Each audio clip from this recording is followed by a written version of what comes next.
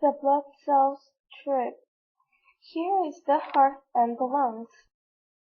Oh look, a newborn blood cell just came from the red bone marrow. The red bone marrow is the blood cell's birthplace.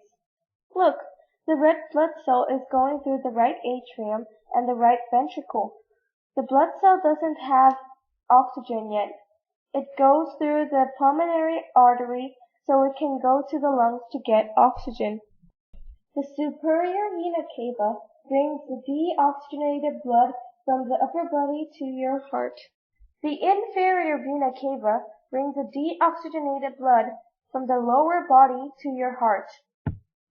The right atrium carries deoxygenated blood from the superior vena cava and the inferior vena cava.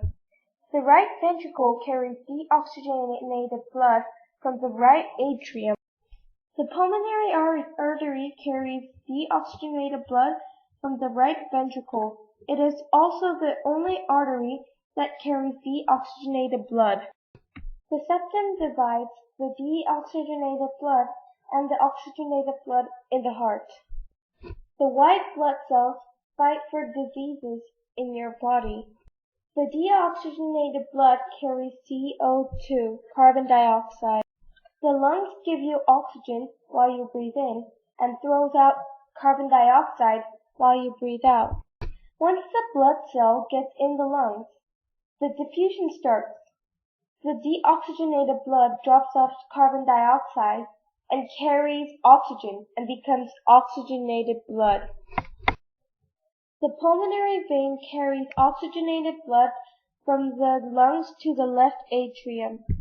The left atrium carries oxygenated blood to the left ventricle. The left ventricle carries oxygenated blood to the aorta. The valves open and close so the blood cells can flow. When the blood cell gets to the aorta, it goes to all the body parts. The pacemaker keeps the pace for your heartbeat. The platelets cover the bloodstream when you bleed.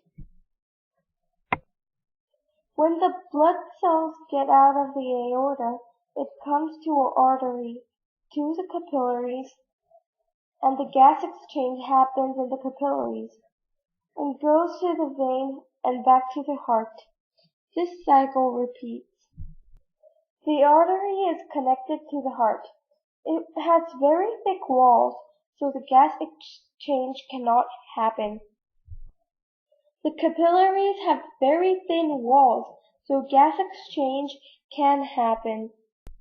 The vein has thick enough walls so gas exchange would not happen, but not as thick as the artery walls.